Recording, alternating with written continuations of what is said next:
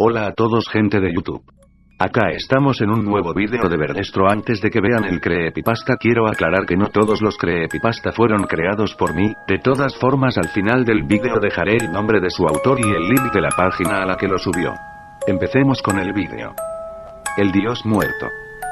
En el siglo XXIV ha tomado mucho poder la iglesia necrótica, un culto en que todos sus miembros veneran a un dios que ha muerto en una u otra forma. Sin embargo, aunque la mayoría de personas son parte del culto, todavía hay unos pocos, y entre ellos científicos, que creen que Dios no ha muerto, y están decididos a encontrar su huella en el hombre o en el universo, cueste lo que cueste.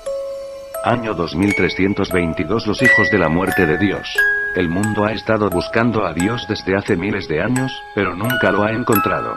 Con los avances científicos y las investigaciones hechas por arqueólogos, historiadores, filólogos y otros tipos de especialistas, los fundamentos históricos de las grandes religiones fueron demolidos en gran medida, y con ello la fe en los textos revelados cuya distorsión, carácter inventado o falsedad histórica fueron comprobadas en muchos casos disminuyó de una manera nunca antes vista, dando lugar a una abrumadora reducción de los seguidores de las antiguas religiones.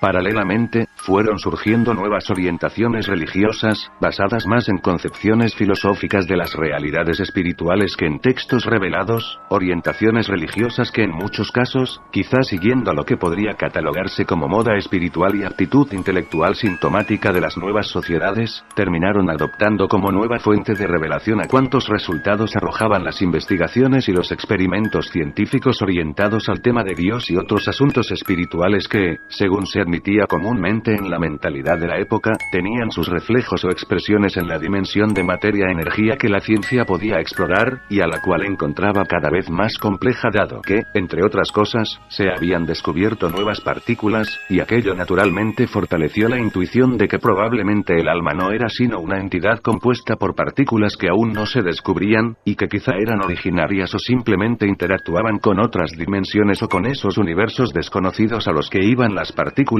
que, en las observaciones de la física cuántica, aparecían y desaparecían del espacio-tiempo. Hasta aquí todo parecería un panorama esperanzador, pero el paso del tiempo mostró que, las indagaciones científicas en torno a lo espiritual, estaban siendo claramente infructíferas, por decirlo menos. Todavía no existían evidencias contundentes de un cuerpo energético que pudiera equipararse a la idea del alma, y los frustrados científicos de la reducida cristiandad y del Islam, que ya no era extremista para esa época, no habían podido encontrar nada que sugiriese un cielo o infierno en este contexto. A finales del siglo XXII nació, cual digna hija de la madre decepción, la esplendorosa y siniestra iglesia necrótica, un culto pesimista, derrotista, que hacía suyo el dios ha muerto de Nietzsche, aunque dándole un sentido distinto y fatalista, de carácter teológico antes que filosófico, un sentido que permitía entender la frase de Nietzsche como Dios nunca estuvo vivo, una iglesia atea. No exactamente, ya que una de las creencias fundamentales de la iglesia necrótica era que en general los individuos tenían, cual si fuese algo codificado en su condición humana, la necesidad de tener un dios al cual adorar, necesidad que debía satisfacerse a toda costa, contra viento y marea, incluso si eso conllevaba hacer lo que este nuevo culto había hecho: adorar a un dios que, de alguna o algunas, para ser más preciso manera, estaba muerto. La iglesia necrótica creció a una velocidad alarmante en los 40 años que siguieron a su fundación, y no se diga después, ya que en el 2280 el 95% de las sociedades occidentales pertenecían a esta iglesia, y en Oriente, que ya admitía la libertad religiosa en la práctica y no solo en teoría, sus afiliados eran casi el 50%, frente a un Islam y un hinduismo cada vez más famélicos, y un budismo que, a la par que tenía menos seguidores, había sabido acomodarse adecuadamente a los cambios, ya que siempre fue la más filosófica de las religiones antiguas. Quizá, una de las cosas que más fuertes hacía a la iglesia necrótica, era la gran apertura de creencia que dejaba a sus miembros, cuya unión descansaba más sobre la desesperanza y la frustración espiritual que sobre creencias puntuales compartidas. De este modo, lo único indispensable para pertenecer a la iglesia eran dos condiciones: uno, Dios tenía que estar muerto para ti, de una u otra manera, y dos, tenías que necesitar a Dios en tu vida, que desear su presencia, que adorarlo. Pero, como a su vez estaba muerto, ese Dios necesitado, deseado y adorado por ti, habría de ser irremisiblemente un Dios que estaba muerto en el sentido o los sentidos que le dabas a la expresión. Así, las interpretaciones eran diversas, pero podemos citar estos ejemplos de los significados que se daba a la muerte de Dios. 1. Dios nunca existió, y en consecuencia se adora a un ente simbólico e imaginario, que de alguna manera representa esa necesidad de un padre de la que habló Sigmund Freud. 2. Dios es solo una ilusión perceptiva que el cerebro desarrolló para protegernos psicológicamente y que se expresa en el sentimiento y la intuición de que hay un ser absoluto y perfecto en concordancia a nuestras necesidades emocionales afuera y adentro de nosotros. 3. Dios es solo una forma sutil de energía universal que hemos divinizado porque se vincula a cosas que nos parecen superiores y porque todavía desconocemos cuál es su naturaleza exacta. 4. Dios es el aspecto más profundo de la psique humana, y tiene una naturaleza que todavía se desconoce en gran parte y, a la vez, es de tal condición que permite fenómenos parapsicológicos y nos une a todos nosotros energéticamente, por lo cual induce la ilusión perceptiva de que constituye otro dentro de nosotros, siendo que, a su vez, extrapolamos a ese otro en la realidad exterior, diciendo que Dios está en todas partes. 5. Dios existe, pero no podemos saber cómo es, está más allá de lo que para nosotros es el bien y el mal, y es ajeno a nosotros, está ausente, sea porque no quiere interactuar o porque su naturaleza no se lo permite o hace que aquello le sea indiferente, ya que este Dios no necesariamente creó el universo, no necesariamente tiene sentimientos, y no es omnipotente, no es omnisciente en el sentido convencional, y no necesariamente está en todas partes, siendo que puede ser llamado Dios solo porque es trascendente y absoluto de algún modo, y porque también, de una manera que casi seguramente lo excluye de la categoría de persona y por tanto de la posibilidad de ser un Dios persona, con voluntad, deseos, acciones, planes para nosotros o el universo, etc., participa de la condición de mente o, por lo menos, de la condición de conciencia. Ahora bien, como han de imaginar, dentro de la iglesia necrótica hay muchos que creen que Dios está muerto en la última manera, la número 5, y dentro de ese grupo está gran parte de los investigadores científicos que todavía buscan evidencias de Dios. En cuanto a mi experiencia personal, yo he estado en cultos de la iglesia necrótica sin pertenecer realmente y son indudablemente macabros, blasfemos según el decir de esos cristianos que tanto abundaban a inicios del siglo XXI. Verán, en todos los templos ordinarios tienen una representación, una escultura del cadáver de Dios, que es de metal, mide en promedio entre 2 y 3 metros de altura, y es hecha en concordancia con las creencias mayoritarias que tienen los feligreses iniciales del templo en cuestión sobre qué atributos visuales simbolizan mejor al Dios muerto.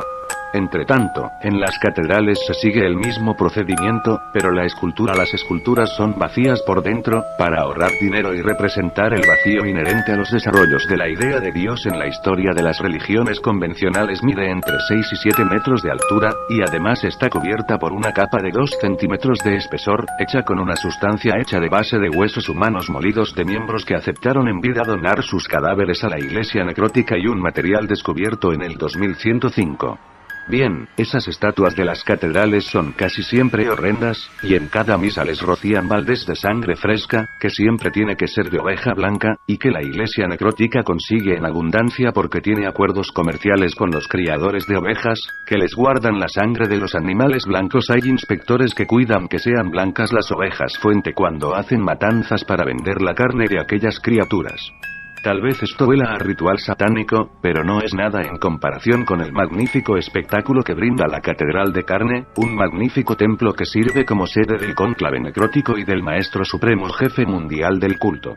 Y es que la Catedral de Carne es un templo esplendoroso, completamente cubierto, en su exterior, por músculos humanos y ojos finamente incrustados entre los músculos, todo perfectamente acomodado y conservado dentro de una translúcida sustancia mejor que el formol hospedada al interior de una capa de vidrio blindado de 5 centímetros, que recubre por completo aquella enorme pirámide metálica, en cuyo interior hay tubos transparentes que recubren el techo y las paredes, imitando la forma de las venas y bombeando sangre humana donada por miembros de la iglesia necrótica cada hora del día y de la noche, dentro de aquel macabro templo cuya representación del Dios muerto es una bestia de hueso, esa sustancia con hueso molido que está muriendo, que mide unos 25 metros de alto, tiene varios brazos con manos grotescas, y muchas bocas y ojos que representan su omnisciencia. 24 de agosto del año 2322. Yo nací cuando ya la Luna y Marte habían sido colonizados, me formé como científico en diversas ramas, y para el 24 de agosto del 2322 todavía vivía en la Tierra, donde había desarrollado la mayor parte de mi labor investigativa, que giraba principalmente en torno a la pregunta de ¿dónde está Dios? Así, el 24 de agosto del 2322, yo llamé a mi amigo, el Dr. Steer, un científico Usar, quien era, junto conmigo, una de las pocas personas que se negaban a creer en la muerte de Dios. Buenos días, ojalá hayas descansado, hermano, le dije yo, saludándolo. Disculpa que vaya al grano, ¿has estado observando esa línea? ¿Has visto lo irregular que resultan sus patrones para la galaxia en que se encuentra? No, la verdad es que no he visto nada raro. ¿Qué pasa con esa línea? No estamos solos, no te diré más por ahora, nos vemos en la oficina en una hora, hablamos. Vale, ojalá sea algo grande. La llamada me hizo sentir una felicidad que no había experimentado en mucho tiempo. Era reconfortante saber que todavía otros científicos creían que Dios vivía y debíamos seguir buscándolo. Y es que no lo he dicho, pero eso de nos vemos en la oficina se refería a la reunión por webcam que yo, Steer y muchos otros científicos habríamos de tener. Era fascinante, todos creíamos que Dios vivía, solo que, al final de la reunión, nos enfrentamos al problema de que el pensamiento del grupo se dividía en dos líneas. La primera línea planteaba que Dios existía dentro de nosotros como un ser real, no como una ilusión perceptiva o un simple aspecto interno, y que era allí donde había que buscarlo. Entretanto, la otra línea planteaba que Dios existía afuera, pero solo en el cielo se hacía lo suficientemente patente para ser conocido, aunque el cielo, según los defensores de esta línea, estaba o se manifestaba dentro de nuestro universo. En consecuencia, unos creían que era necesario experimentar con humanos, mientras que otros pensaban que se requería trabajar más en nuestra observación del cosmos. Por mi parte, era previsible que me decantase a favor del segundo grupo. Lo que me desconcertó y desmotivó fue que Steer se unió al primer grupo. Pero, sin embargo, conservé la esperanza de que los equipos mantuviesen buenas relaciones. Todo esto sucedió hace unos 6 años previos al año en que estoy escribiendo estas líneas. 12 de julio del 2328. Las investigaciones no han salido demasiado bien y nuestros fondos han sido insuficientes, por lo que no sorprende que más de la mitad del grupo contando ambos bandos haya desertado y se haya unido a la iglesia necrótica. Necesitamos esperanza, la hemos necesitado siempre, pero tal parece que a Dios no le importa que vivamos buscándolo y que perezcamos sin haber satisfecho por lo menos algo nuestra noble búsqueda de evidencias a favor de su existencia. Yo aguanté, pero otros no, ellos simplemente perdieron la esperanza. Ahora he estado revisando mi correo, y resulta que curiosamente me encontré un mail de mi amigo Steer, con un informe adjuntado, informe que al parecer se refiere a los resultados de los experimentos hechos por su grupo. Experimento VXV con SFG. He aquí lo que Steer me puso en el informe sobre los experimentos de su grupo efectuados en humanos. Hemos empleado tecnología de punta para introducir artefactos en los sujetos de prueba de una manera que, en lo posible, no comprometa la vida de estos y la objetividad de los resultados. Los aparatos introducidos han sido diseñados para producir y registrar sonidos dentro del cuerpo humano. Durante la primera hora del experimento no sucedió nada extraordinario, lo único registrado fueron los ruidos producidos por las máquinas introducidas y los sonidos, latidos cardíacos, ácidos intestinales, respiración, etc., correspondientes a los procesos orgánicos naturales de los cuerpos de los sujetos de prueba. No obstante, después de transcurrida la primera hora del experimento, en todos los sujetos empezaron a registrarse fenómenos anómalos como movimiento muscular descontrolado e involuntario y tos con expulsión de sangre. Los dos ejemplos de fenómenos anómalos están dentro de lo explicable por causas naturales, pese a que no responden a lo que se esperaría de organismos que funcionan normalmente, como los de los sujetos de prueba. El problema vino con unos gritos que aparecieron en todos los sujetos del experimento, y que cumplían estas condiciones. Unos se escuchaban como distorsionados, al igual que en una mala grabación, 2 se producían a intervalos irregulares, 3 tenían características acústicas impropias de los sonidos que el cuerpo humano está fisiológicamente capacitado para producir, 4 no eran producidos en las cuerdas vocales de los sujetos, y no fue posible encontrar una fuente a los gritos dentro de los organismos de los sujetos de prueba. Nota 1. Los pacientes comatosos no dieron resultados esperados. A los sujetos se les tapó la boca con cinta adhesiva después de que los gritos se empezaran a registrar. Esto les resultó muy doloroso, y los gritos continuaron produciéndose sin alterar sus rasgos. Postdata, discúlpame, no incluir más información es secreto.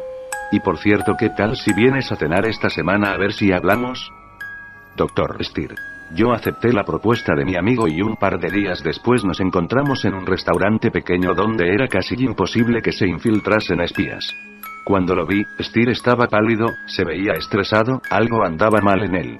Al preguntarle si estaba bien, mi amigo empezó a asentir con la cabeza repetidas veces, suspiró profundamente, se desparramó en la silla cual si fuera un borracho con sueño, abrió los ojos como un loco, y después se quedó viendo hacia arriba, mientras un hilito de sangre le chorreó de la boca abierta.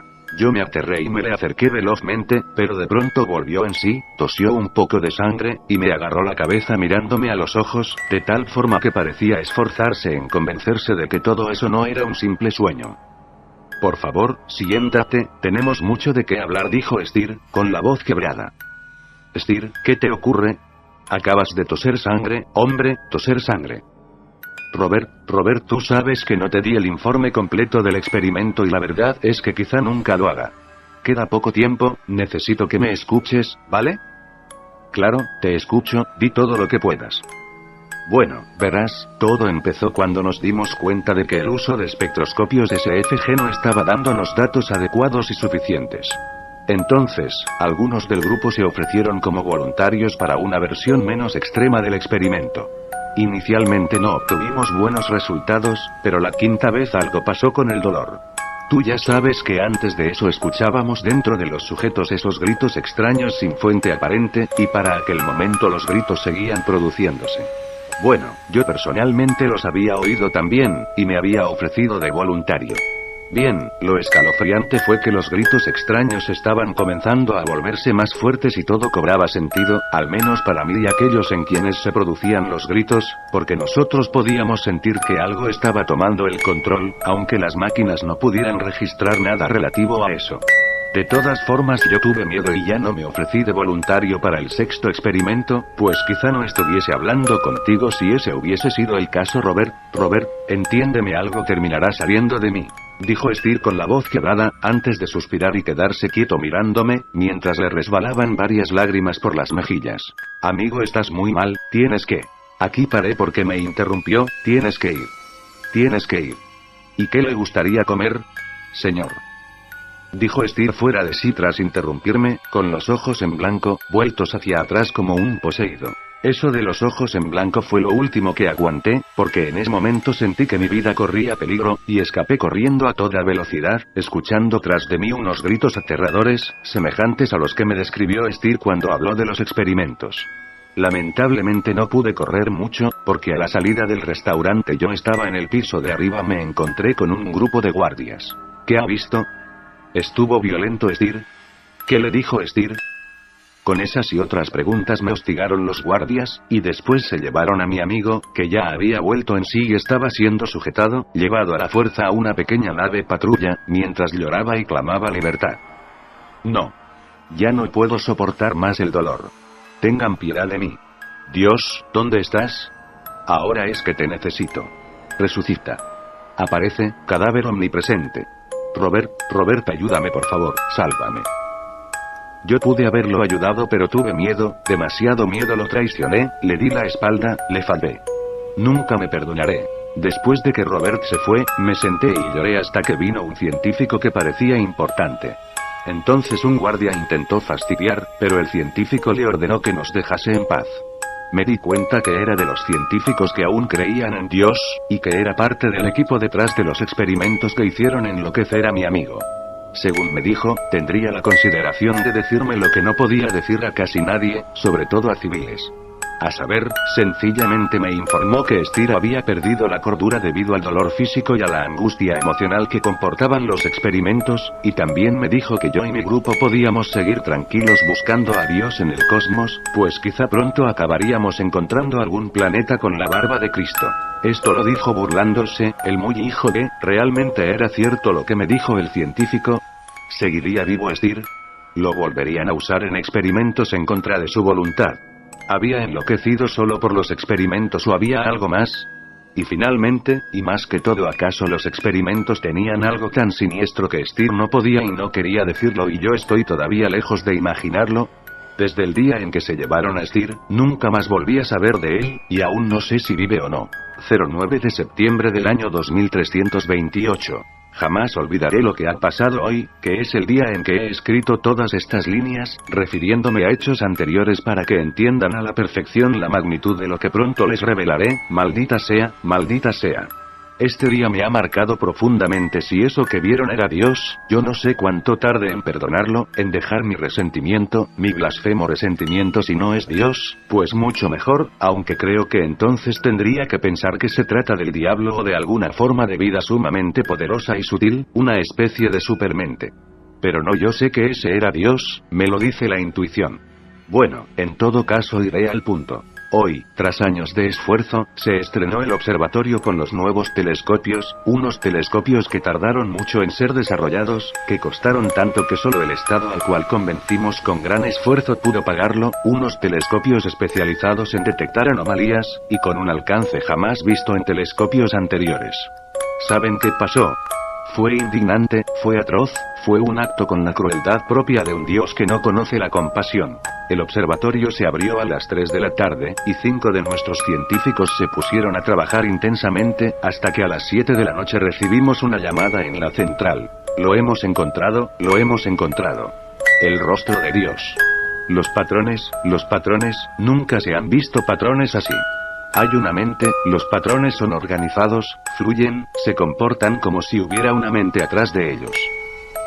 Al oír esas palabras, todos nos miramos con la boca abierta. Era evidente que el emisor no mentía, pues hasta tenía la respiración agitada de la emoción y se oía a sus compañeros asentir. Sin embargo, apenas les dijimos que envíen la transmisión en vivo de lo que estaban viendo. No habíamos hecho eso antes para no distraerlos. Escuchamos un ruido estrepitoso como del suelo abriéndose, e inmediatamente se escucharon destrozos y la comunicación se cortó. Media hora después de que la comunicación se cortase, llegamos al lugar y encontramos el observatorio reducido a ruinas, con todos los científicos muertos y los telescopios destrozados.